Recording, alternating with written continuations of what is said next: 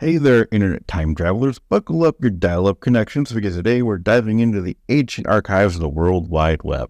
Remember the days when your internet browser was as slow as a sloth on a dial-up connection? Ah, the sweet nostalgia. Today we're unraveling the mysteries of Netscape, the OG Internet Explorer. Spoiler alert, it didn't survive the digital evolution, but hey, at least we traded in those screeching room sounds for seamless cat video streaming. Stick around as we explore the rise and fall of Netscape in a way that's funnier than trying to load a web page in the 90s. So, let's begin. Back in the early days of the internet, it was primitive. The real only way to connect to other computers at the time was with a dial-up modem and dialing into other computers, like dialing a landline phone and calling your friend. That wasn't until the 1990s when the first web browser was created called the World Wide Web, later to be renamed Nexus. At the time, it was the only way to access the web and search for what you wanted. Fast forward to 1994, when Mosaic hit the scene. This was the brainchild of Mark Anderson and James H. Clark, who founded the company Mosaic Communication Corporation. Mosaic was the first browser to let users access different things on the web. Mosaic was a project Anderson was working in when he was with the National Center of Supercomputing Applications in the University of Illinois. Soon, on October that same year, Anderson and Clark and their team released the first version called Mosaic Netscape 0.9. And then in December, they renamed the company Netscape Communications. Realizing what they had in their hands, Anderson and Clark knew that their little creation would soon revolutionize the way people searched the web and decided to make it free for people to use. However, to use it for commercial use would cost a license fee of about $99, which would include customer service and a warranty. That lasted as long as a failed sitcom when boxed copies of Navigator could be found in stores for about $40. Now, at this point in time, Netscape was the only publicly available web browser, so it did enjoy a brief period of zero competition. Now, Netscape was like the one NBA player no one could stop. It was the only web browser, and better yet, it was free. And who doesn't like free stuff? Plus, the age of home computing was growing, and if you wanted to get your first PC, you might be lucky enough to get one with a modem in it. You would then hook it up to your phone line and dial your way into an unknown world of the internet.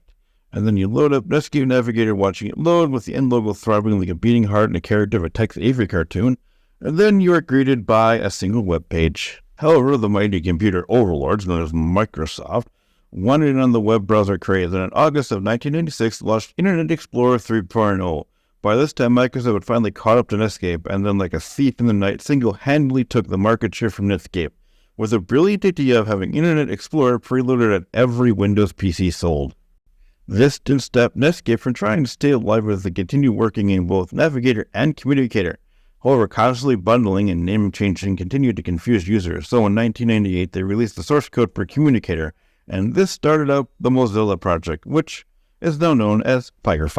Netscape development soon started to slow down after they released the source code, while Microsoft continued to go on in 1999 and take the majority of the market share. This started the slow decline of the once mighty Netscape. By this time, the internet was changing. Websites were getting more graphically intent, and connection speeds were getting faster. These changes, however, negatively affected Navigator, making it incredibly buggy and riddled with crashes.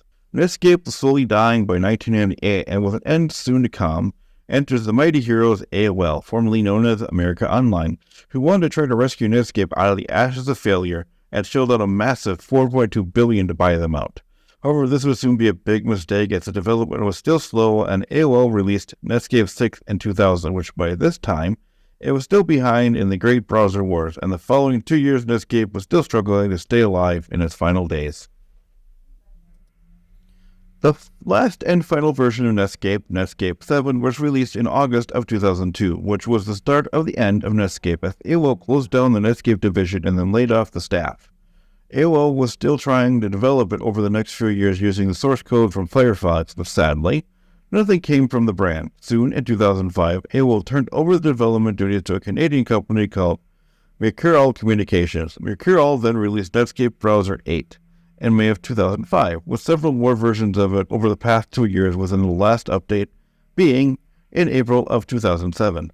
However, like a parent who doesn't want to watch their child leave the nest, AOL soon picked up development again and renamed it back to Netscape Navigator and released version 9 in October of 2007. However, AOL was continued support for after a few months before they decided to let it go. Netscape released the final version 9.0.0.6 on February 20th, 2008, and then it was soon discontinued with aid from tools that would allow you to move your data to Firefox. Alas, Netscape, once the crowned monarch of the internet, found itself entangled in the World Wide Web's intricate threads. As the curtain fell on this browser ballet, Internet Explorer took center stage only to be later challenged by a fresh face contender named Google Chrome. Netscape faces arch nemesis Microsoft's Internet Explorer in a courtroom showdown that left our beloved browser battered and bruised. It was a battle of browsers, a tech soap opera, if you will, with twists and turns that every Silicon Valley scriptwriter would envy. So now we bid a fond farewell to Netscape. You may be gone, but your pixels will forever shimmer in the nostalgia of cyberspace. May you rest in peace in the Internet Explorer graveyard, alongside the dancing paperclip and the sound of dial-up symphonies. With that, I am Professor Red, reminding you to press the like button, ring the bell, and smash the subscribe button so you get the heads up of the next video. Till then, happy browsing, and may your pop-ups be few and far between.